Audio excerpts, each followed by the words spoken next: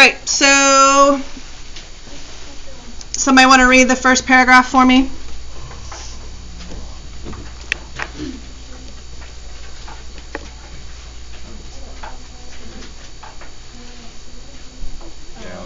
Okay. I was born in Soho near Hillsborough and about 12 miles from Easton in Talbot County, Maryland. I had no accurate knowledge of my age, never having seen any authentic record containing of it. By far the largest part of my slaves know little of their ages, of course is no theirs. And it is the wish of most masters within my knowledge to keep their slaves thus ignorant. I do not remember to have ever met a slave who could tell of his birthday. To seldom come nearer to it than planting time, harvest time, cherry time, springtime, or fall time. A want of information concerning my own was a source of unhappiness to me even during childhood. The white children could tell their ages. I could not tell why I ought to be deprived of the same privilege. I was not allowed to make any inquiries of my master concerning me. He deemed all such inquiries of the past of a slave improper and impertinent, and evidence of a restless spirit. The nearest estimate I can give makes me now between 27 and 28 years of age. I come to this from hearing my master say sometime during 1835 I was about 17 years old. Okay, good. So look at a couple of things that I underlined. So as I went through, I would go back, remember, because annotating is not just underlining. So I go back and I already looked that there's some comparisons being made. So comparisons of slaves to animals. And then a comparison of white children to slave children.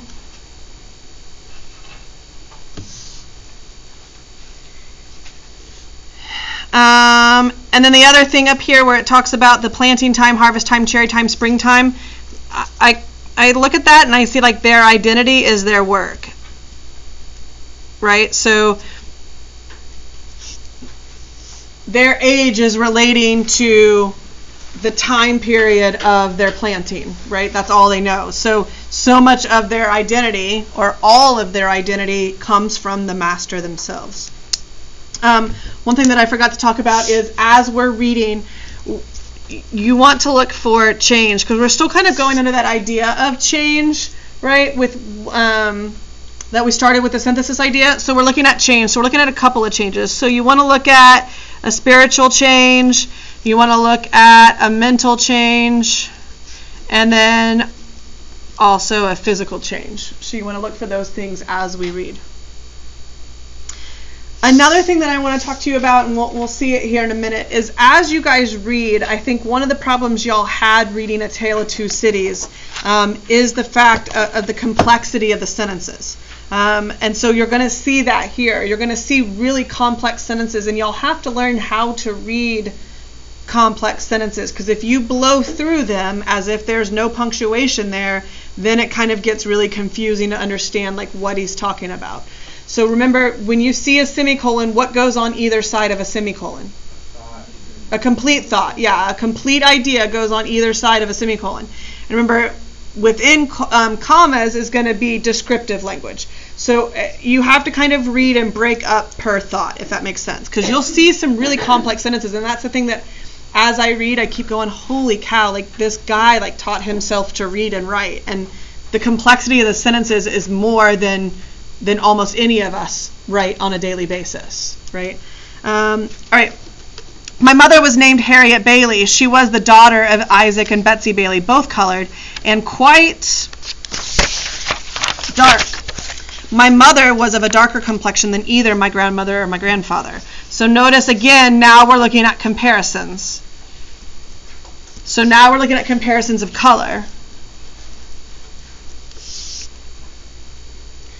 My father was a white man.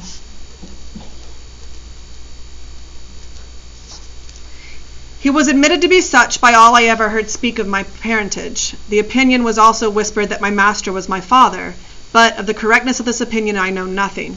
The means of knowing was withheld from me. My mother and I were separated when I was but an infant, before I knew her as my mother.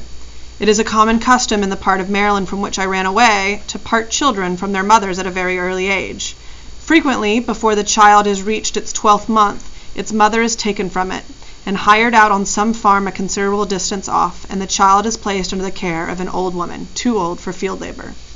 For what this separation is done, I do not know, unless it be to hinder the development of the child's affection towards its mother, and to blunt and destroy the natural affection of the mother for the child. This is the inevitable result. So I just kind of jot down here that the mother and child are separated, and the reason or the goal is to cut off affection. Why do they want to cut off affection? Okay, so they're slaves, but so what? No revolting, because they know at some time, like, there's such migration of slaves, of selling and moving, right, that they know that inevitably sooner or later there's going to be a separation. So and if they separate them, then they don't have the ability to kind of create groupings, right? So as separate as they can make them, even though they're living on the same farm, the better off the slave masters will be. I never saw my mother, to know her as such, more than 4 or 5 times in my life, and each of these times was very short in duration and at night. She was hired by a Mr. Stewart, who lived about 12 miles from my home. She made her journeys to see me in the night, traveling the whole distance on foot after the performance of her day's work. She was a field hand, and a whipping is the penalty of not being in the field at sunrise, unless a slave has special permission from his or her master to the contrary, a permission which they seldom get, and one that gives to him that gives it the proud name of being a kind master. She was with me in the night. She would lie down with me and get me to sleep, but long before I waked, she was gone. Very little communication ever took place between us. Death soon ended what little we could have while she lived, and with it hardships and suffering. She died when I was about 7 years old on one of my master's farms near Lee's Mill. I was not allowed to be present during her illness, at her death, or burial. She was gone long before I knew anything about it. Never having enjoyed to any considerable extent her soothing presence, her tender and watchful care, I received the tidings of her death with much the same emotions I should have probably felt at the death of a stranger. So notice that was the goal, right? So that was the goal of the separation, and it was achieved.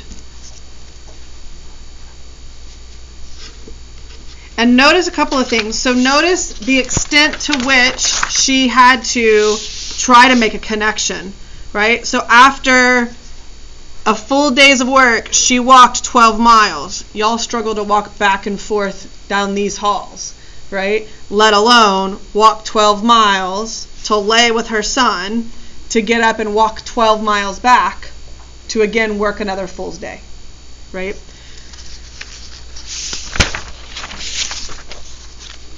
Called thus suddenly away, she left me without the slightest intimation of who my father was. The whisper that my master was my father may or may not be true, and, true or false, it is of but little consequence to my purpose whilst the fact remains, in all its glaring odiousness, that slaveholders have ordained and by law established that the children of slave women shall in all cases follow the condition of their mothers. And this is done too, obviously, to administer to their own lusts, and make a gratification of their wicked desires profitable as well as pleasurable. For by this cunning arrangement, the slaveholder, in cases not a few, sustains to his slaves the double relation of master and father. A couple of things I want you to notice. This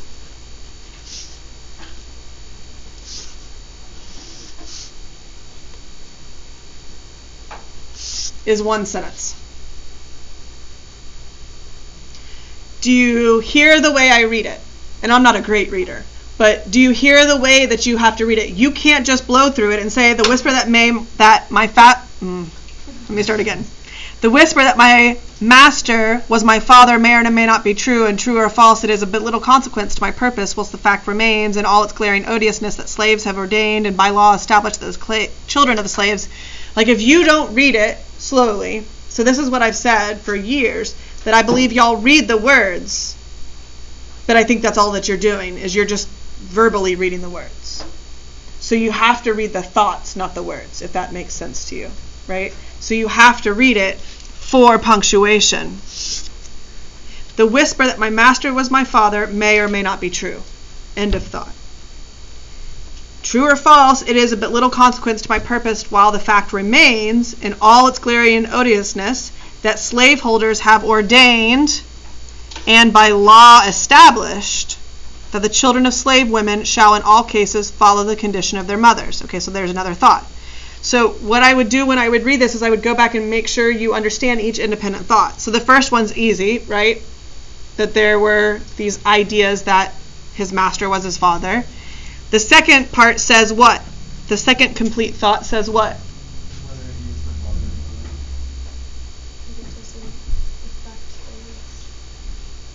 Okay, what else does it say? Why? Because his father has nothing to do with what he's trying to tell us. No. It doesn't matter because his mom was a slave, so he has to be a slave. Yes. Y'all got this whole first part right up till there. And then you didn't get the rest. So, yes, it doesn't matter because the fact still remains that no matter what, the slaveholders have ordained and by law established. They've created this idea and now have a law establishing that children of the slave women shall in all cases follow the condition of their mother. And their condition is slavery. So children born to a slave, no matter who the father is, they are still slaves. Do you understand that you have to follow these thoughts? The next thought. So here's thought 1. Here's thought 2. Here's thought 3. And then down here will be thought 4. Okay? And this is done too, obviously, to administer to their own lusts and make a gratification of their wicked desires profitable as well as pleasurable. So why is that law created? Because of what?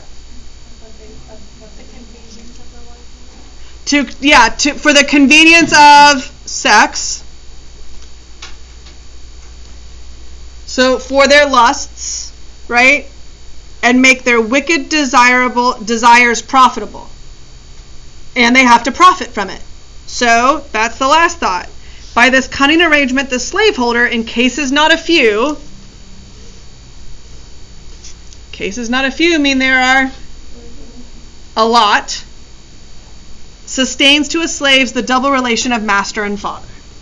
Okay, so why are they profitable going back to 3? Yep. So it's more profitable because now you have more slaves that you haven't had to pay for.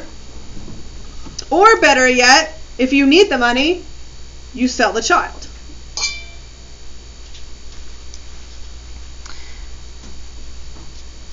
Now he's going to go in and talk about the idea of what happens in these cases. I know of such cases, and it is worthy of remark that such slaves invariably suffer greater hardships and have more to contend with than others. So now, again, we're going to talk about the difference between slaves. They are, in the first place, a constant offense to their mistress. So these are all the ways that it's a greater hardship. So 1, they're a constant offense to their mistress. She is ever disposed to find fault with them. They can seldom do anything to please her. She is never better pleased than when she sees them under the lash, especially when she suspects her husband of showing to his mulatto children favors which he withholds from his black slaves. So why are their lives worse?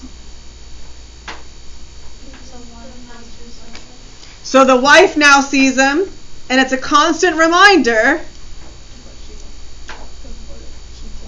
of her husband sleeping with these slaves. It's a constant reminder every day, right, that her husband slept with these filthy slaves. And then, if the slave master showed any impartiality to that child, that made it even worse. In fact, on top of that, slaves to that mulatto child, also, they were treated poorly. The master is frequently compelled to sell this class of his slaves out of deference to the feelings of his white wife. And, cruel as the deed may strike anyone to be, for a man to sell his own children to human fleshmongers, it is often the dictate of humanity for him to do so. So what does that thought say? As bad as it is, it's better for him because of his life. It's better for him to do what? His life. Yeah.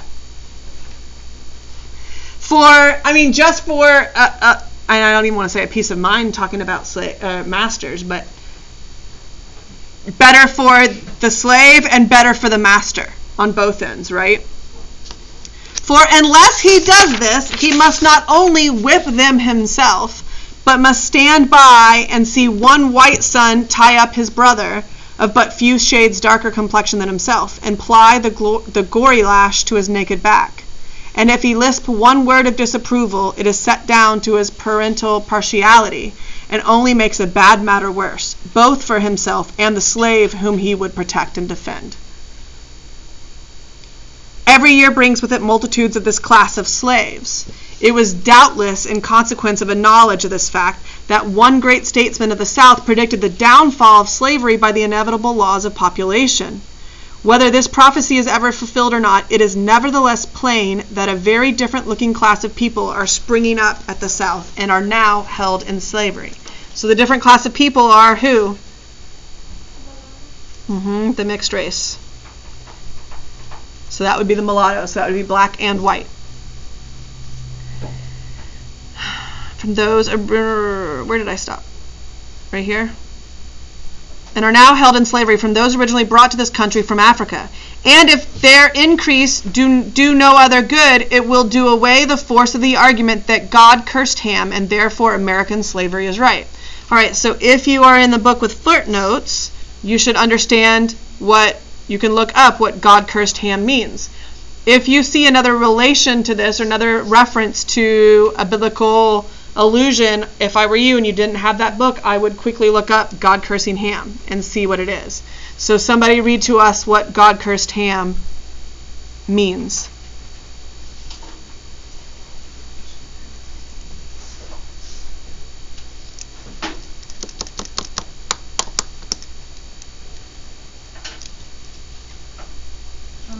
Where Noah curses his son Ham for seeing him naked while Noah was drunk, he says he will be the lowest of slaves to his brothers.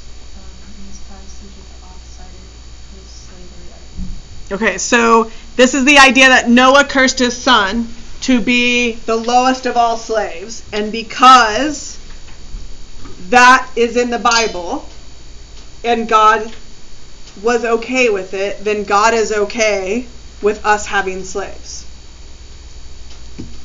Now the question is, these slaves were delivered to us from Africa. These new slaves, these mulatto children, they don't fall under that same idea of the Bible. So now that kind of null and voids the argument, the biblical argument. If the lineal descendants of Ham are alone to be scripturally enslaved, it is certain that slavery at the South must soon become unscriptural. For thousands are ushered into the world annually who, like myself, owe their existence to white fathers, and those fathers most frequently their own masters.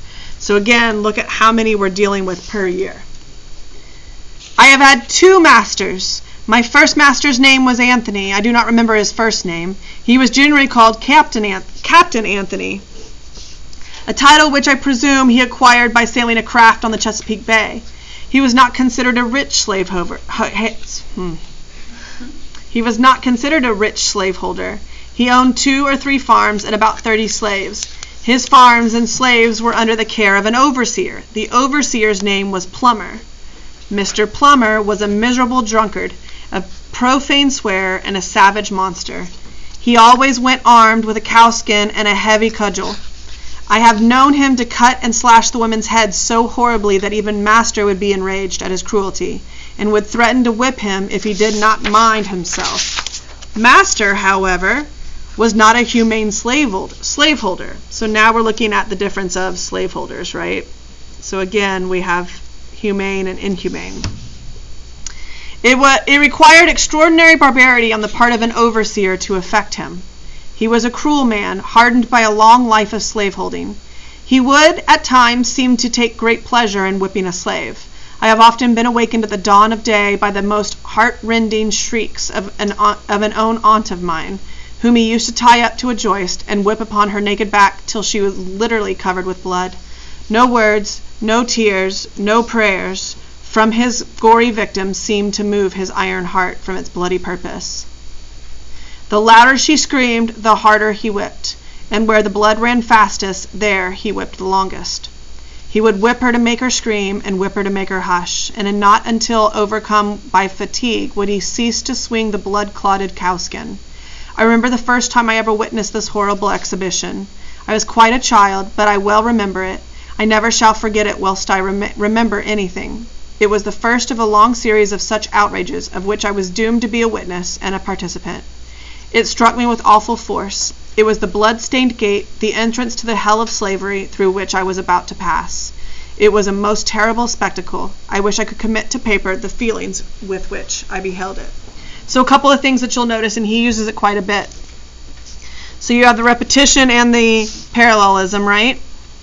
And then you have, again, the repetition or the parallelism of the louder she screamed, the harder he whipped. Connected with the semicolon, where the blood ran fastest, he whipped the longest. Right? So if you're looking at what you're going to have to do for your essay when you analyze, is you're going to have to pull pieces of evidence that show this change in him from the beginning, middle, and end of the book. Right? So you have to make sure that you pull text that is valuable for that. So again, where I see it down here, this I think is like the first memorable change that I would say that he had into slavery, right? Because he says, it was the entrance to the hell of slavery through which I was about to pass. Right? So it's this gate. So this one event that he's about to tell us is his memory of him understanding that he was a slave. This occurrence took place very soon after I went to live with my old master, and under the following circumstances. Aunt Hester went out one night, where or for what I do not know, and happened to be absent when my master desired her presence. He had ordered her not to go out evenings, and warned her that she must never let him catch her in the company with a young man who was paying attention to her belonging to Colonel Lloyd. Okay, so first of all, we can tell that his master what with his aunt? How did he feel about the aunt, the master? He had ordered her not to go out evenings and warned her that she must never let him catch her in the company with a young man. Yeah, he's possessive, so I think the master, had a crush on the aunt, right? He's like, don't let me ever catch you with a man, right?